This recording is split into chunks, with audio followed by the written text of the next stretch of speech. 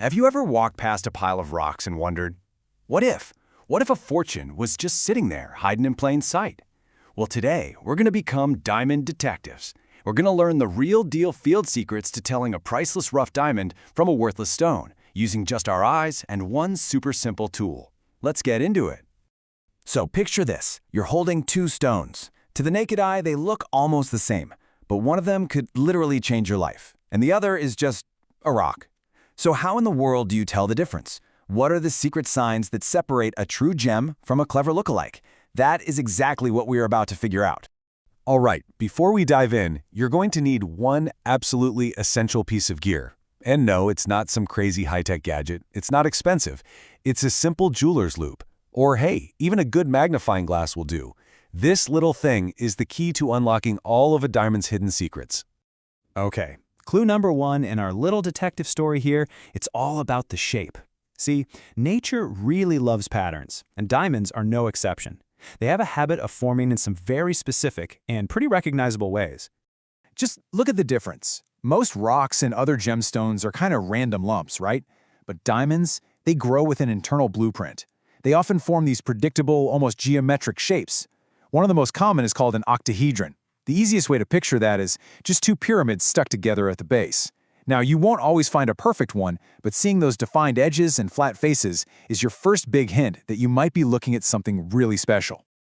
But hold on a sec. Shape can be a trickster. There are imposters out there, like a stone called moissanite, that can actually copy a diamond's crystal shape pretty well. So shape gets us in the ballpark, but to be sure, we need to look a lot closer. We've got to examine the diamond's skin.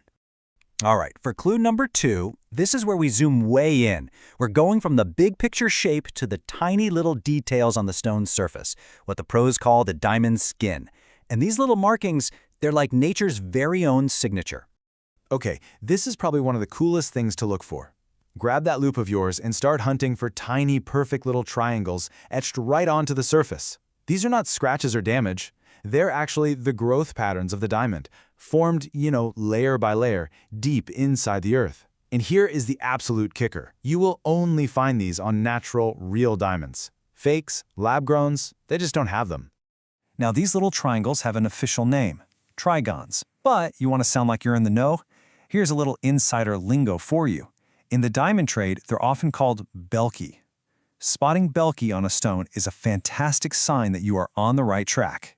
Now, while you're looking at the diamond skin, there's something else you want to hunt for. Grain lines. The best way to think of them is like super fine wrinkles, or these silky lines that kind of run along the surface. And very often, you'll find these lines running right near or even crossing over the trigons we just talked about. Of course, the proper term is grain lines, but again, in the local language of many diamond offices, they're known as chavdi. And just like the trigons, these are another one of nature's little fingerprints. One more piece of evidence pointing straight to a genuine, earth-mined diamond. So let's put these two clues together. Look, finding either trigons or grain lines, that's a really good sign. But finding both of them on the same stone, oh, that is your big aha moment. It's like finding a signature and a fingerprint that match. It is powerful confirmation that you're holding the real deal. We've covered what to look for, but what about what you can do? Let's talk about testing. I mean, everybody knows diamonds are hard, but this one fact leads to the single most reliable field test, and also to one of the most dangerous and destructive myths in the entire gem world. Here is the one physical test you can actually do safely.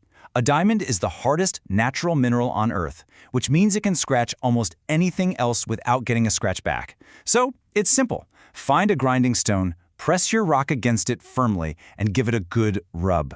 If your stone carves a line into the grinding stone and comes away looking perfectly fine itself, that is incredibly strong proof you've found a diamond. Now you have to pay really close attention to this next part because it's the key to understanding a huge, expensive misconception. A diamond is the hardest mineral, not the toughest. See the difference? Hardness is about resisting a scratch.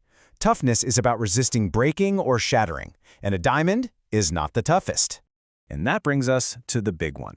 The myth we absolutely have to bust right now, the hammer test. The idea that you can prove a diamond is real by hitting it with a hammer. Let me be perfectly clear. This is completely, 100%, dangerously wrong. So why is the hammer test such a terrible idea? Well, diamonds have something called cleavage planes. Think of it like a piece of wood. It's pretty easy to split it right along the grain, isn't it? A diamond is exactly the same. One sharp tap in just the right spot can instantly shatter a priceless gem into dust. It is the fastest way to destroy a potential fortune. So please, whatever you do, never ever try this. Okay, let's wrap this all up with your diamond detective checklist. Here it is, your 4-point guide. First, look for a common crystal shape. Second, get your loop out and hunt for those triangular trigons, the belki. Third, search for the fine grain lines, the chavdi. And fourth, confirm its incredible hardness with a safe scratch test. If you can check all of these boxes, your chances of holding a real diamond are excellent. So there you have it. You now have the fundamental knowledge that diamond prospectors and dealers use every single day. You've learned how to read the secret language that's written right on a stone's surface. So the only question left is, with this new skill, what kind of treasures might you uncover? Thanks for joining me.